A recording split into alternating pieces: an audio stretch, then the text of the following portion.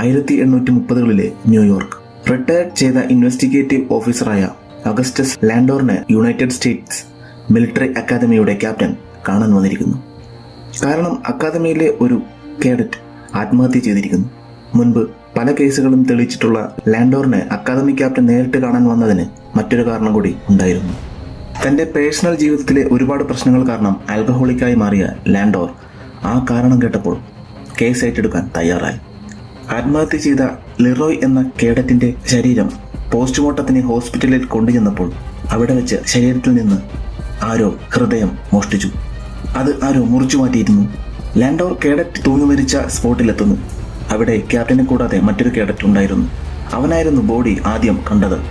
അവൻ പറഞ്ഞു, രാത്രി പെട്രോളിങ്ങിന് സമയത്ത് ആരോ കരയുന്നത് കേട്ട് വന്ന് നോക്കുമ്പോഴാണ് അവൻ ബോഡി കണ്ടത് എന്ന്.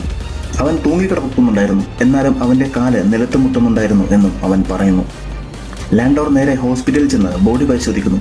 ബോഡിയുടെ കയ്യിൽ നിന്ന് അയാൾക്കൊരു പേപ്പർ കഷ്ണം കിട്ടുന്നു. ലാൻഡോർ കേഡറ്റ് തൂങ്ങി മരിച്ച സ്പോട്ടിൽ വീണ്ടും പോകുന്നു. അവിടെ വെച്ച് എഡ്ഗർ എന്നു പേരുള്ള ഒരു കേഡറ്റിനെ ലാൻഡോർ കാണുന്നു. ലിറോയുടെ കൊലപാതകി ഒരു കവിയാണെന്ന് എഡ്ഗർ പറയുന്നു. താനും ഈ കേസ് സ്വന്തമായി അന്വേഷിക്കുകയാണെന്ന് അവൻ പറയുന്നു. ലാൻഡോർ ഹോസ്പിറ്റൽ കേഡറ്റിന്റെ ബോഡിക്ക് കാവൽ നിന്ന ആളെ കാണുന്നു. അയാൾ പറയുന്നു, രാത്രി 2 മണിവരെ താനുണ്ടായിരുന്നു. പക്ഷെ അതിനുശേഷം ഒരു ഓഫീസർ വന്ന് തന്നെ പറഞ്ഞുവിട്ടു എന്ന്.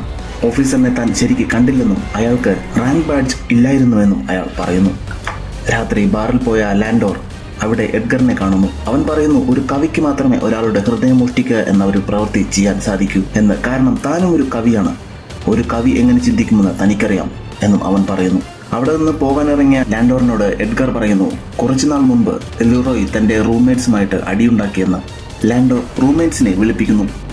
അവൻ പറയുന്നു, അതൊരു സീരിയസ് മാറ്റർ ആയിരുന്നില്ല. അവൻ ചീത്ത കൂട്ടുകെട്ടുകളിലേക്ക് പോകുന്നത് താൻ തടഞ്ഞു. അത് ലിറോയ്ക്ക് ഇഷ്ടമായില്ല എന്ന്.